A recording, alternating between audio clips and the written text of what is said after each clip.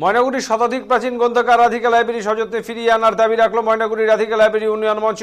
লাইব্রেরির অবস্থা দিন দিন শোচনীয় হয়ে যাচ্ছে, জমি দখল হয়ে যাচ্ছে কিছু দুষ্কৃতীর হাতে। পুরো বিষয়টি জেলা শাসকের দপ্তরে জানালো ময়নাগুড়ির রাধিকা লাইব্রেরি উন্নয়ন মঞ্চের সদস্যরা। ময়নাগুড়ির রাধিকা উন্নয়ন মঞ্চের তরফ থেকে জনস্বার্থে উক্ত লাইব্রেরির জমি জরিপ থাকা সত্ত্বেও দখল হয়ে যাচ্ছে। একাধিকবার ব্লক ও ভূমি রাজস্ব আধিকারিকের কাছে শরণাপন্ন হয়েছে, কিন্তু তার কোনো সুরাহা হয়নি। তাই এদিন জেলা শাসকের দপ্তরের কাছে পুরো বিষয়টি জানানো হয়েছে।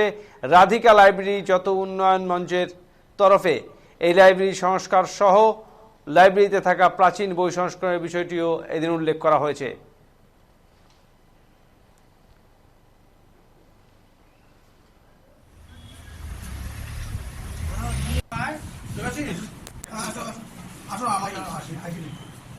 শতবর্ষ প্রাচীন লাইব্রেরিকে টিকিয়ে রাখার জন্য প্রশাসন যথোপযুক্ত ব্যবস্থা নেবে এই আশ্বাস আজকে আমরা পেলাম।